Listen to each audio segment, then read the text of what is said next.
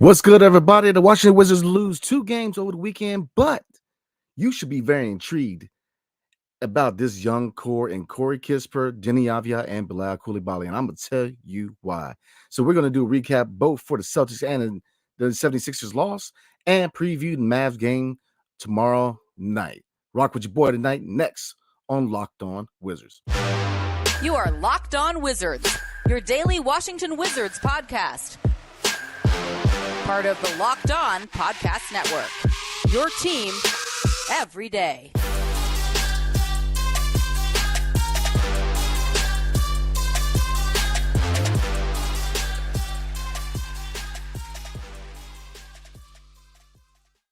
What's up, everybody? It's your boy Brandon Scott again, and appreciate you guys making Locked On Wizards your first listen every single day. So again, we are going to do a recap for both the Boston Celtics and Philadelphia 76ers losses over the weekend, and do a preview for the Dallas Mavericks game tomorrow night.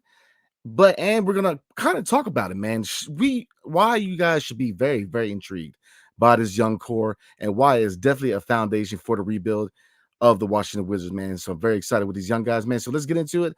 The first game, which was on Friday night, the Washington Wizards lost to the Boston Celtics 133-129. So I'm going to tell you right now, obviously with Kyle Kuzma playing center because Daniel Gafford was traded to the Dallas Mavericks, and obviously we're still waiting on Rashawn Holmes' physical to be finalized. So we had no center on the roster. So Kyle Kuzma was center. So the biggest reason, as far as team statistics, to me, very even game, very hard fought game, in my opinion. And, one of the hardest places to win a basketball game in Boston. So they kept it really, really close in this game. But the biggest thing was rebounding. And like I said, I'm not going to harp too much on team stats with these two games tonight, because a lot of it had to do with rebounding and interior scoring. And obviously with the center position right now going through some issues, and Kyle Kuzma playing center, that had a lot to do with it. So, like I said, very hot, hard-fought game. They played hard. I guess we'll start with the vets real quick. Starting with the point guard, Tyus Jones, 17 points, 9 assists, shooting 7 for 13 for the field. Tyus Jones, again, shows why he is that floor general that his team desperately needed. Obviously, he was retained, not traded during the deadline. And I think that still, with him being that floor general, he is definitely something. He is definitely good for this team as far as being that distributing point guard. And again, 9 assists. His assist numbers continue to be very, very solid. Looking at another vet, Kyle Kuzma playing center, obviously because Marvin Bagley III was hurt and Daniel Gafford was traded, and Rashawn Holmes is still pending a physical. So playing 37 minutes at the 5, he scored 17 points, 4 rebounds, 5 assists, shooting 6 for 14 and 3 from 8 from 3. So good game considering he played center. Definitely hard, at his size, he can play small ball center, but I felt like he had a pretty decent game considering the size disadvantage. And he did have 5 personal fouls, but I get it, man. Looking at another vet, I guess depends on you call him a vet, but Jordan Poole, 19 points, 5 assists, 2 rebounds. Now 19 points, but he did shoot 7 for 19 from the field, 3 from 10 for 3. A better showing by Jordan Poole, obviously scoring wise. It's definitely where you want to see him scoring. Close to the 20-point mark, but efficiency continues to be an issue. So young player, hopefully he can figure it out. That he can definitely learn to shoot a lot more high percentage shots and not rely on low percentage shots, man. So I definitely want to see him, especially the second half of the season, really try to figure it out. Now looking at there, young guys, man, and this is what I'm hyped about, man. Let's start with Corey Kispert, 24 points, 6 rebounds, 4 assists, shooting 9 for 14 from the field, 3 for 6 from 3. 3 steals. Corey Kispert, let me say this, man, and let me go ahead and admit this. Looking at Deni and Corey Kispert, not so much Bilal, but because Corey Kispert and Deni have been on the team longer, people were really tough with Tommy Shepard, saying, these guys, aren't, they had to be developed, and, they weren't the best in their class. There's a lot of criticism with these draft picks, but let me tell you this, man. Watching Corey Kispert and Deni evolve, man, in their own respective areas has been really fun to watch. And I'm telling you, starting with Deni, his offensive game is coming along and is looking good, man. I mean, tonight, 24 points, 11 rebounds, 4 assists, shooting 7 for 10 from the field, 3 from 5 from 3, 7 for 8 from the charity strike, 2 steals. I mean, his offensive game is coming along and he's becoming a threat. And I love it. I love what I'm seeing from Deni Avdija. Obviously, we know he can defend, but if his offensive side, which is it continues to evolve, he is going to be a diamond in the rough, in my opinion. Corey Kispert the same. It's kind of flip-flop from Deni. Obviously, Deni was a defensive player who had to kind of evolve offensively, whereas Corey Kispert is an offensive player who has to evolve defensively. Is he going to be a lockdown defender? No, but Corey Kispert, the energy is there, the effort is there. He is definitely putting a lot of effort into the defensive side of his game, and offensively, sharpshooter, cutter. He can drive the lane. He's got some ups to him, basketball IQ. You got to be excited about these two guys, man, and about our third player, who Bilal Coulibaly, 21 points, 8 rebounds, 3 assists. Now, efficiency, I get it, but I'm not going to harp on it, man, because he is being aggressive when it comes to shooting the ball. 6 for 18 from the field. Yeah. But we know that his offensive game, just like Deni, man, when he figures it out, when he fine-tunes it and polishes his offensive game, he's going to be a threat. And these two guys, man, is potentially 3-and-D guys. The foundation is going to be looking real good in DC, especially when you throw in Corey Kispert. So looking at, again, Bilal Coulibaly, 8 rebounds, man. He's definitely got to go up there and get the boards. He got 32 minutes tonight, so 21 points now, 4 for 12 from 3. He is becoming less hesitant to shoot that shot. That's what you want to see. With young guys like Bilal, with this being his first year, it's not so much, looking at numbers. It's looking at him getting better. The fact was that a lot of people when he came out the draft, a lot of people thought that, look, he was going to be a project offensively. And obviously he has ways to go before he's a serious threat offensively, but he has grasped it faster than you thought. He has evolved faster than you thought. I mean, the offensive side, you went from a guy who didn't provide much offensively to now, if you look at it, we're in the second half of the year, 30 some games left. He is less hesitant to take those shots. That's what you want to see from a young player. He is 19 years old. I mean, 18, 19 years old. I mean, the fact that he's evolving so fast offensively is why I'm so excited. But I'm going to wait till we go ahead and review the Sixers game to tell you why I'm so excited about these 3 young players we have. So looking at the Celtics game, like I said, a hard-fought game. But, I like what I saw from the team. You saw a fight. Definitely after the deadline, a lot of feelings going around. A lot of people unhappy about the trade deadline. A lot of people are mad. A few people are happy. I feel like it was a good trade, but they fought hard. They try to make a statement. They fought hard. They really did. And you could say it was a winnable game, but look, like we've said, me and Ed all year long, man, the measurement and the advancement of these young players is where you're going to see the victories. And I'm very impressed with the 3 young players. Now, again, Tyus Jones, good game. And obviously we have a long time till we get to the offseason and a lot of decisions need to be made. But with a team that's rebuilding, Tyus continues to show why he could be a good thing for his organization. So, a lot of thoughts on what the vision is going forward for the Washington Wizards. I get all that, but again, what I'm seeing from these young guys and what I'm seeing from Tyus Jones really impresses me. It gives me some hope for the future. And obviously, Kyle Kuzma, he's going to be that 20-plus game scorer. So I think the future is bright now. Obviously, with a lot of veterans on this team, the vision is a little murky. But I'm telling you right now, just because of what I'm seeing from these young guys, you guys should be very, very happy and very, very intrigued by the future for the Washington Wizards. So we're going to go ahead and move on. Then we're going to talk about the loss Saturday night to the Philadelphia 76ers. But before we do, tonight's episode is brought to you by LinkedIn. So when you're hiring for your small business, you want to find quality professionals that are right for the role. That's why you have to check out LinkedIn Jobs. LinkedIn Jobs has the tools to help find the right professionals for your team faster and for free. Because LinkedIn isn't just another job board. Nah, LinkedIn has a vast network of more than 1 billion professionals, which makes it the best place to hire. It gives you your access to professionals you can't find anywhere else. LinkedIn does all of that while making the process easy and intuitive. Hiring is easy when you have that many quality candidates. So easy.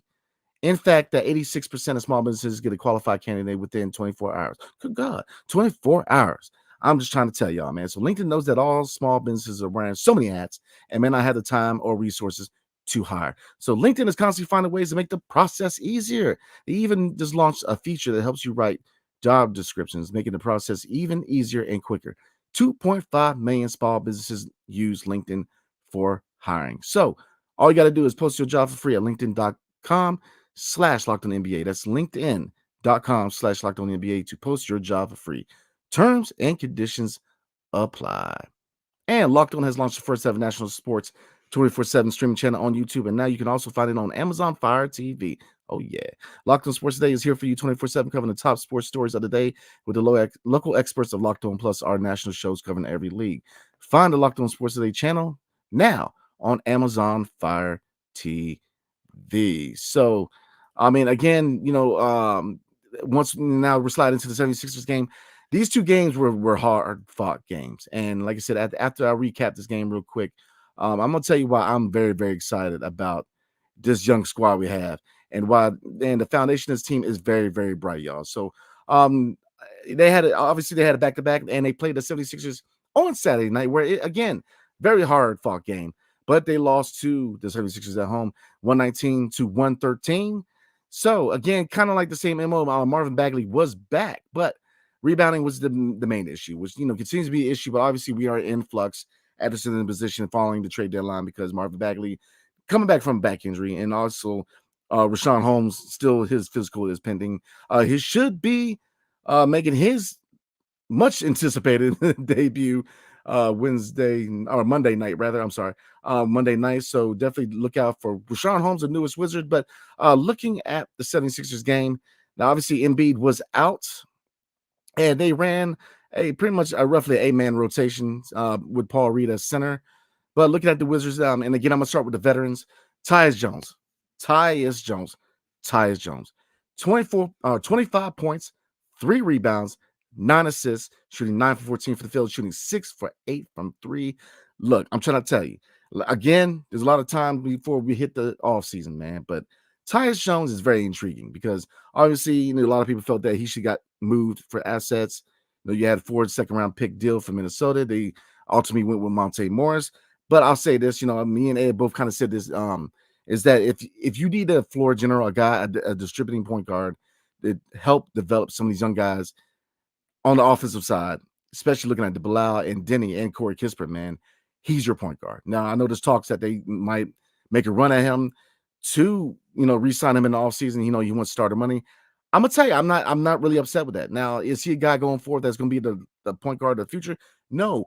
But with 2 first-round picks in this upcoming draft, and there are some intriguing point guard prospects. So obviously, they're going to have to be developed. But Dillingham out of Kentucky, if we are able to pick him up, he could develop and he can learn the ropes from Tyus Jones. So I think long-term, he could be a good piece. But that is another conversation for another time. But Tyus Jones, great game. Again, 9 assists. Love what I see from him, man.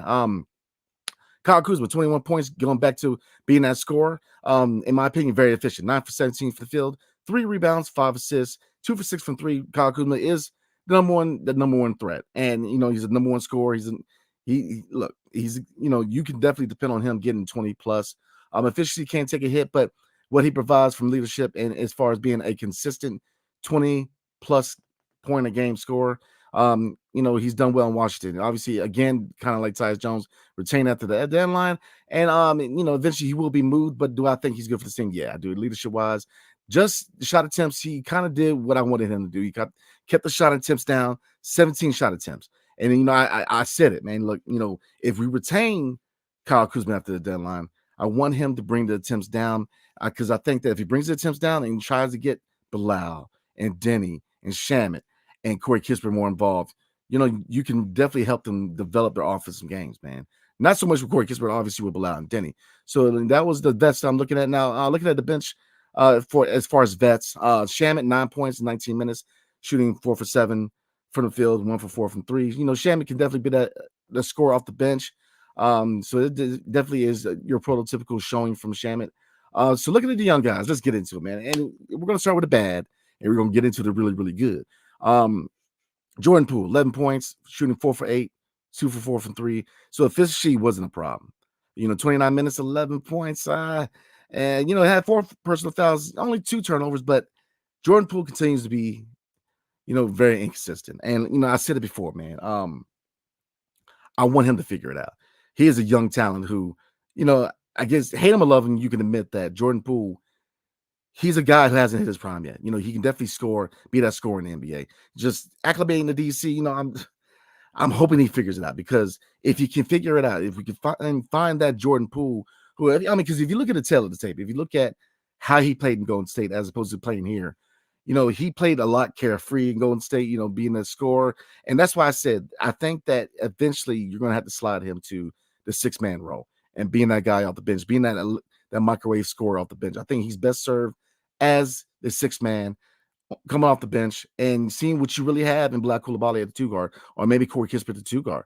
I mean, I think eventually you have to make that move because he's been too inconsistent. And for his price tag, you do want more from Jordan Poole. So I do want to see him figure it out. Sliding into Marvin Bagley III. Only 14 minutes, obviously coming back from injury. On a minutes restriction, shooting 1 for 7 for the field, 0 for 1 for 3. Only 1 rebound, 2 points. So I'm not going to harp on him. Come back from injury. Marvin Bagley III he's the man now. Daniel Gafford is a Dallas Maverick. So Marvin Bagley III is your starting center. So I think he's going to have the second half of the year to kind of prove that he can rebound his career in DC. And I think he can.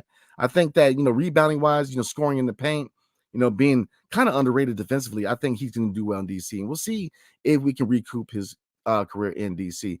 So let's slide into my two, the 3 amigos, man. That's what I'm gonna call them.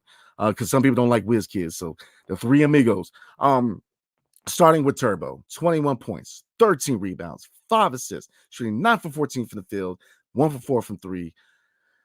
I can't say enough about Deni, man, and his evolution offensively, man. His passing, his vision. I mean, he has definitely evolved into a threat.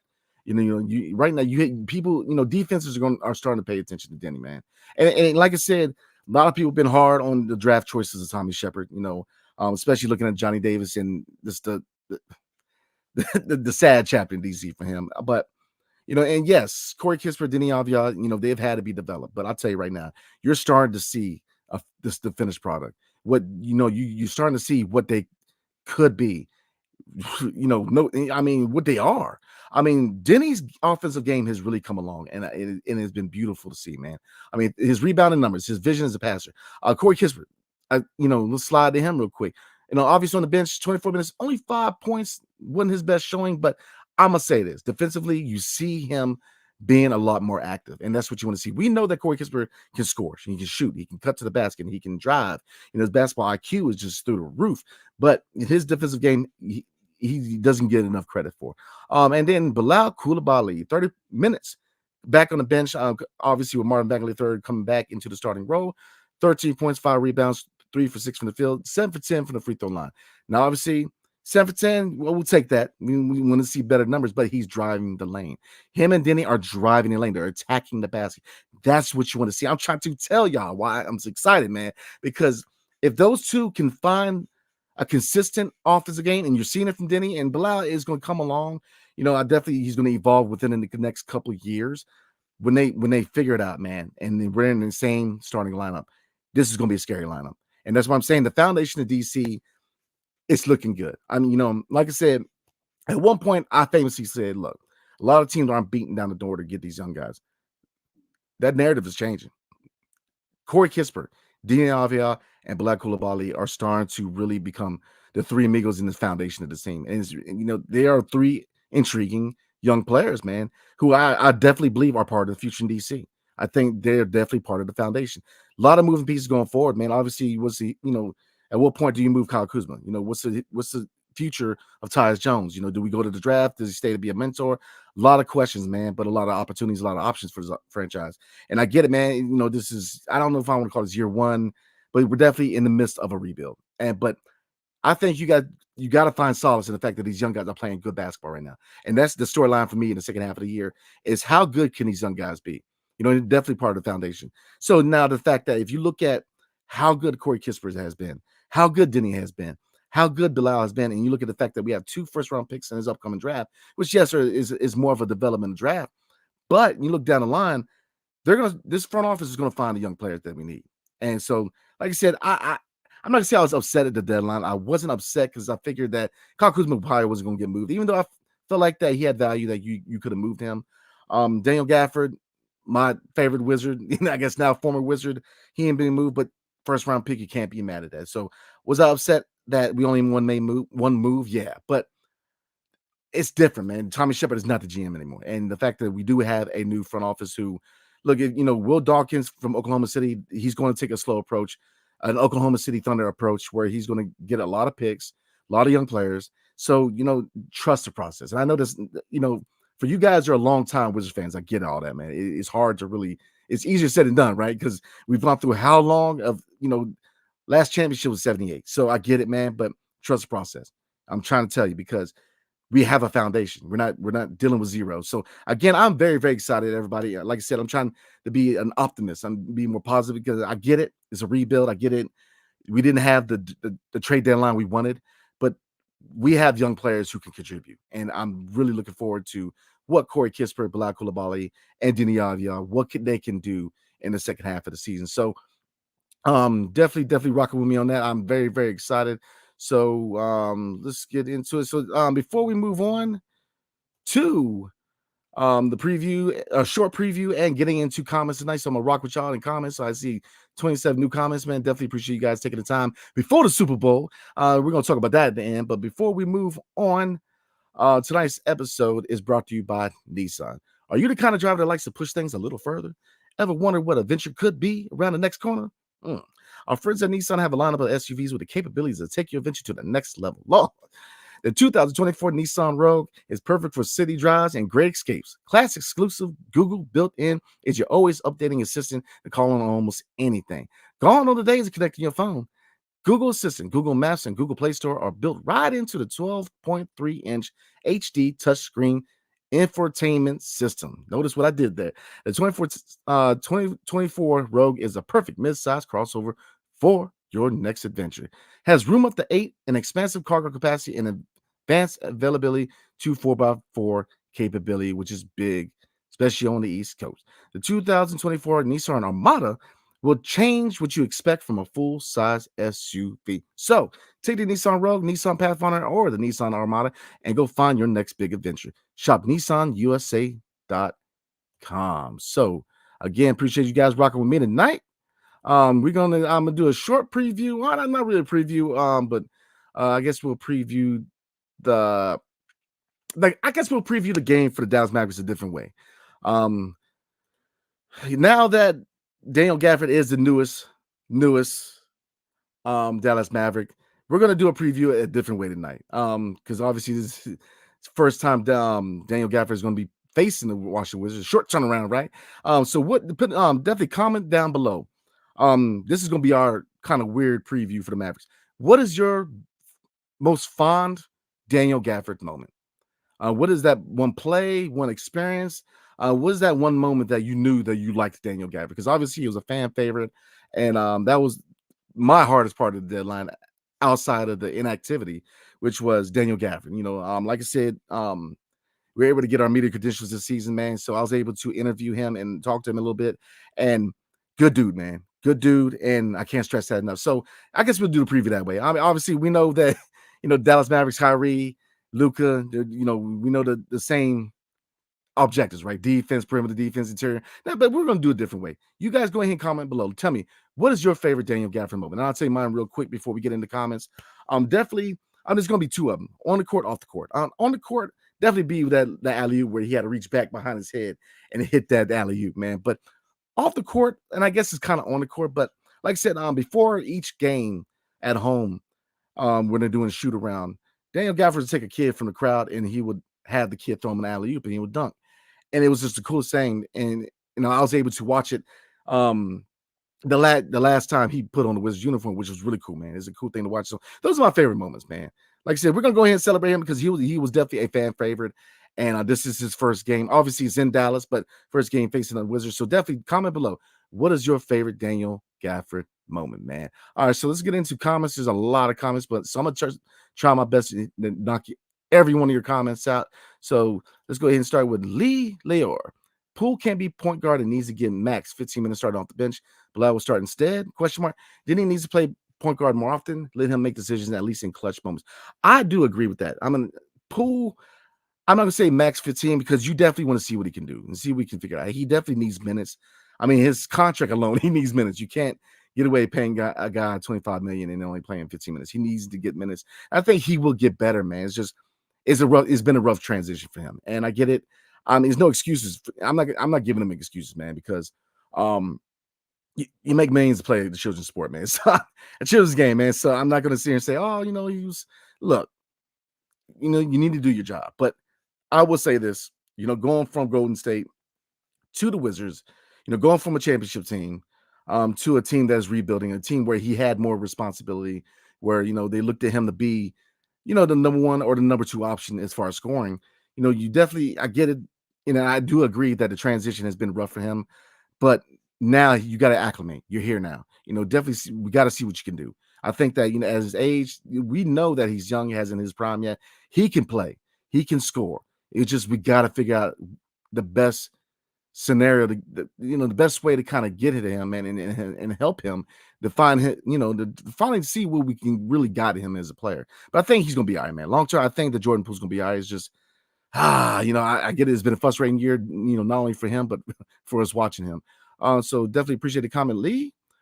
T-Bass says, young pups looking good. I'm just saying, I'm with you, man. I mean, young pups are looking good, man. They really are. I'm excited.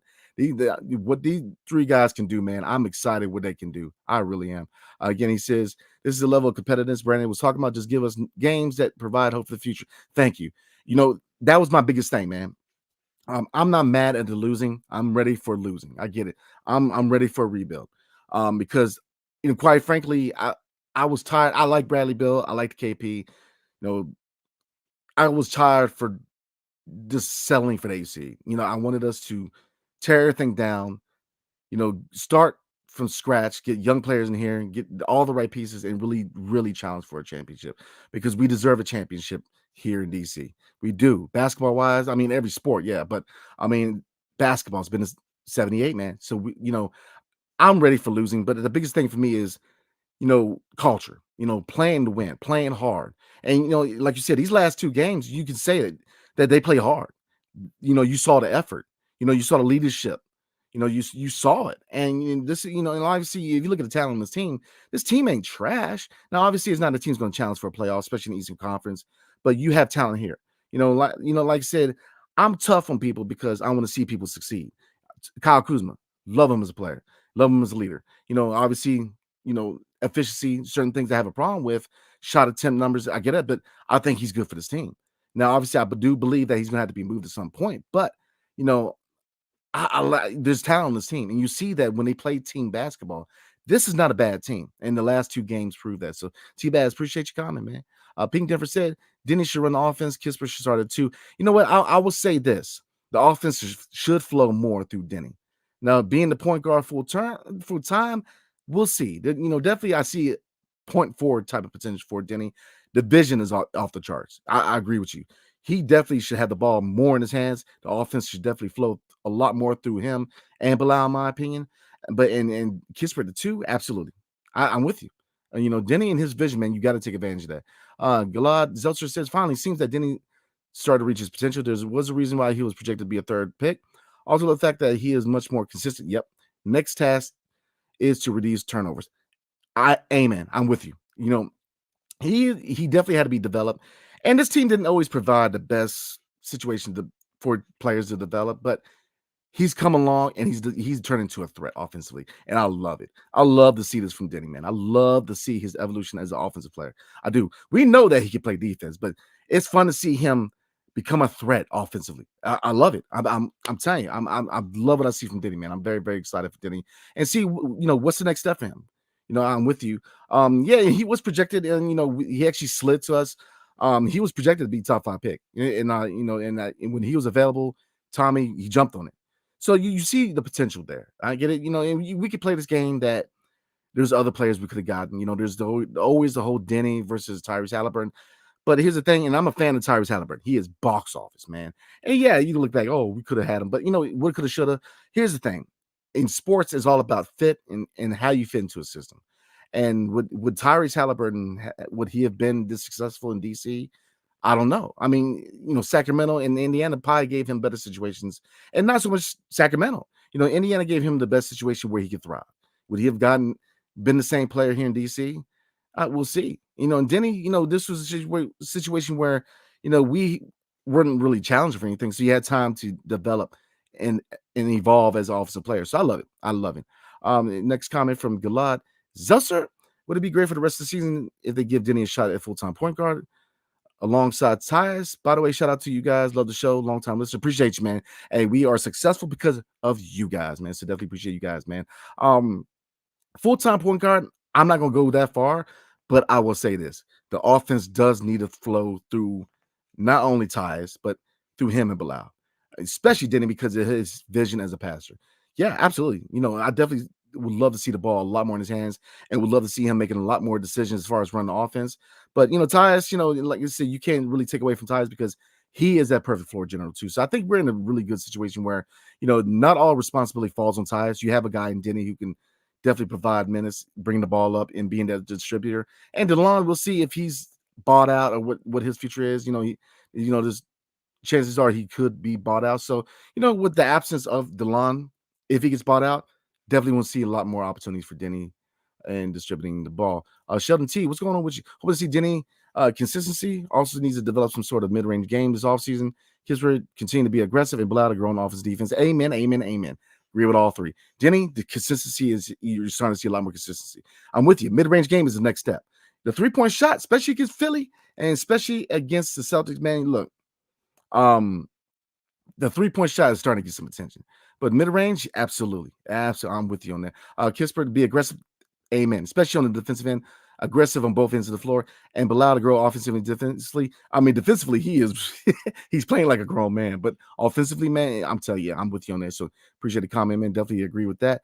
Isidoro said, agree. Deni needs a mid-range jumper. Bilal's working on his offensive game and require more time. Also needs to put in some muscle. Yeah, about 5 pounds in my opinion. 2.5 to 5 pounds. I think he will, because any more than that, I think it's going to really hit him as far as the speed. So 5 pounds, I would definitely think. I agree with you. He also said that Corey's doing great overall. A bit sluggish for 3 points lately, but not to worry. He'll bounce back. I agree. And he also said quite impressed with Anne-Marie. Yeah, again, you got another young guy. And I didn't touch base on Anne-Marie as much as I should have. A dog and a guy that we need on this team going forward. We need to see what we have with him long term because Anne-Marie is a dog. That is part of the culture. He plays hard. He plays to win. I love it. Mikey Dubs, what's up? Just learn about Greg Feinberg's post-game Twitter X Space is a great time. Man, look, shout out to Greg Feinberg, man. Yeah, good content, man. If you have the time, definitely check him out on X/Twitter. Yeah, I can't say enough good things about Greg Feinberg. We've had him on the show before, and we will have him again. So he is definitely a good source of Wizards knowledge and news. I can't agree more. Eyal Tall says, if the goal is to develop the young players, then you should start with Kispert instead of Jordan Poole. Deni should be the point guard to run the offense. Like I said, I mean, I get a lot of you agree with that. I'm not going to say officially the point guard. I'm going to say that takes the pressure off of Tyus and definitely let the offense flow through Deni a lot more. Let him get the ball a lot more. Let him distribute because you have to take advantage of that vision. I definitely agree. And Jordan Poole, he's definitely best served as a six-man coming off the bench. I think you need to bring Kispert and or Bilal, depending on the matchup, to play two guard, in my opinion. I agree with that. Anyone more said, just being real, Poole was 4 for 8 from the field with and we need a guy who can do that when Tyus is gone to support the young guys, and him and Bilal already cool. Wouldn't mind him sticking around. Poole, look, I'll say this, man, and I get it. Y'all know me, man. This is the second season, so you guys are long time Locked On Wizards listeners. You know how I roll. I don't have any problem giving the smoke, and I've given a lot of smoke to Poole. But I would say this, man, he can play. He can play, and once we figure out how to help him acclimate to DC, really find how to get him started and help him figure out who he is, we might have the sky's the limit. I mean, yeah, he has stunk it up so far. The attitude problem, the maturity, the on-court play has been you want more. But I think that once he figures it out, man, he could be a good asset here. Whether it's here whether this front office eventually moves him, but he's a young guy who has in his prime. So I think give him a little time. I get it. A lot of people are not happy with him. And I get the price tag, the expectations. I get it, man. But I'm telling you right now, give him the second half. And we'll see what he does in the offseason to help his game out. But give him the second half, see what we got. A lot of comments. Like I said, I'm going to try to hit everybody's comment, man. Let's see. So definitely rock with me, man. We are at the 34-minute mark. So I'm going to probably roll at the 40-minute mark. So that gives us about 6 minutes. So I'm going to try to knock out as many comments as I can. Israel Teague says, Brandon Ed, you're earning international fame. I recently saw some of your comments on player development quoted in the sports section of Wall and News, Israel's leading internet news portal. I mean, like I said, look, and shout out to you guys, the fan base, man, especially fan base from Israel, man. Definitely appreciate you guys, man. Definitely a lot of love, man. I get it that we have our people here and there, but you know, 99.9% of you guys from Israel, man, have been great for this channel and have been great fans, man. So definitely appreciate you guys and definitely good to hear, man. Good to hear. Alexander says one day the concept of playing defense will be taught to these players. Yeah, but it's just there's a lot of we're in transition right now. Wes Unseld Jr. is not the coach anymore. Brian Keefe. So it's going to take time to really. But I think we have players that can defend. So whether Brian Keefe eventually establishes a system of defense or we find a whole new coach, we got guys who can defend. It's just finding the right players for the right system, and then we'll be all right, man. Locked and Raw. Oh, okay, yeah. I'm not gonna say it, but I agree. Let's see. Alexander says can't just have a couple of days playing D and the rest just lost. Yeah, I mean that's the thing. We're very inconsistent on every aspect of defense. Transition defense, perimeter defense, interior defense. I mean, defensive rotation, defensive communication, and it's not gonna be fixed this year. It's just hopefully we can start taking roads to fix that in the offseason, but it's gonna be the MO this year, man. And I get it. Let's see. Guru Strong said, keep up the good work, B. Hey, appreciate you, Guru Strong, man. Appreciate you, man. Appreciate the love. Let's see. Namir Miof, you have to admit that Deni is the best Wizards player right now if you take all the elements of the game into account. Unfortunately, both Kuz and Poole have very poor decision-making and poor efficiency. I agree. If you look at overall, if you look at the vision, the rebounding, I will agree with you. Now, I will say this, the most box office guy right now on the team is obviously Kyle Kuzma. But I get it. Kuz and Poole, the poor decision-making, and, the efficiency, the being too reliant on the jump shot. Yeah, but I think that you can't take away from the talent. Kuz and Poole, high level talent, high ceiling. Now look at the floors. How high is the floor? But Poole, it's going to take time. Kuz, his reliance on the jump shot, yeah, but he's a consistent 20 point plus a night guy. So, but overall, I agree with you, man. It's kind of like the whole Jordan versus LeBron argument. It's like the best player as far as athleticism and having a dog to me is MJ. I'm an 80s baby, it's MJ. But all around, you got to look at LeBron a little bit. So I get it from an all-around standpoint as far as what they bring to the table. I agree. Let's see. Shook B said, I missed the game, but saw we kept it close. Yeah, very, very close, man. Guru Song says, J.D. Redick picked Corey Kispert to have a breakout year this season on his podcast. Yep, he did. He did. And I got to say, I'm with him, man. He is definitely breaking out, and I love what I see from these young guys, man. I really do. So we're at 37 minutes. I'm going to do 2, maybe 3 more comments, but definitely appreciate you guys. All-Star break, we are going to do a couple more of live question and answer sessions with me and Ed. So definitely you can ask us questions, mostly Wizards, appropriate ones off the court, but definitely we're gonna do a lot more mailbags. So we're gonna be active, answer a lot of your questions during the All-Star break. So definitely rock with us, man. All right. So Big J52 says, bro, I like that Kuz and Deni at the 4 and 5 lineup. They're bringing traditional bigs, Bags, and Rashawn because Bilal needs to start. It's time to close out pool season and get him back fresh next year. I wouldn't close down Poole, but I would definitely bring along as a 6-man coming off the bench. Kuz and Deni at the 4 to 5. I mean, small ball 5, Kuz can play small ball 5. But Bilal at the 4, to me, he looks good at the 4, man. I'm just trying to tell you. Bagley's going to be good. Rashawn, he's going to be good as a backup big. I think you definitely start Marvin Bagley 3rd, and Bilal needs to start. Yeah, like I said, depending on the matchup, Bilal or Corey Kispert, they need to get minutes starting. So we're going to do, let's see. This is a good question. Ace of Stripes said, is Bagley part of the future? Same age as Kispert? I think that you take the second half of the season to evaluate. And, at his age, he plays well. Yeah. Yeah. I definitely think he could be part of the future. Now, looking at salaries, if we retain him, it has to be a team-friendly deal. But, I have no problem with that. I really don't, because he can play the 4. So if you go out and you get Alex Sarr, you can slide him at the 4. There's a lot of possibilities, but that's a really good question because I think he's playing well. But we'll see what we have in him in the later years. So this is gonna be the last comment, but again, we will do mailbags and Q&As coming up, man. So we definitely want to answer all your questions. So Locked On Law says Bagley's not a legitimate starting center. He's a solid backup. I mean, he's best fit at the 4, but he's at 6'11", he's going to do the job. Obviously, long term, we're definitely going to be looking at center in the draft. Alex Sarr, there's a few other candidates. So I definitely think we have the opportunity to maybe go get the center of the future. But for right now, he's the guy. And then, he's going to do well for right now. Definitely do well. So we have a lot of good comments, man. So definitely comment below, man. Let me know what your most fond Daniel Gafford moment is. Definitely comment below. And the Super Bowl is here. The San Francisco 49ers versus the Kansas City Chiefs. So who you guys got winning, man? Definitely comment below. Let me know who you think is going to win the Super Bowl tonight in about an hour. So is it going to be the Chiefs or the 49ers? So again, I could not get to every comment and question, but me and my boy E, we are going to definitely do during the All-Star break. We're going to do a couple Q&As and definitely do a lot of mailbag questions. So definitely give us your best questions, and we will definitely do our best to answer them. So go ahead and call it there. Definitely appreciate you guys, man. Definitely appreciate. We got 108 people tonight, so definitely appreciate you. I'm rolling solo tonight, so definitely appreciate you guys rocking with your boy Brandon tonight. Locked On has launched the first ever national sports 24/7 streaming channel on YouTube, and now you can find it on Amazon Fire TV. Locked On Sports Today is here for you 24/7, covering the top sports stories of the day with the local experts of Locked On, plus our national shows covering every league. Find Locked On Sports Today channel now on Amazon Fire TV.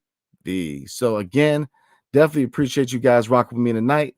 And again, the Super Bowl coming on an hour. So like I said, I wanted to get this out there before the Super Bowl because I know that a lot of attention is going to be on the game tonight. So definitely, again, appreciate you 105. So hail to the Wizards and see you guys Monday night for the recap. Everybody have a good night.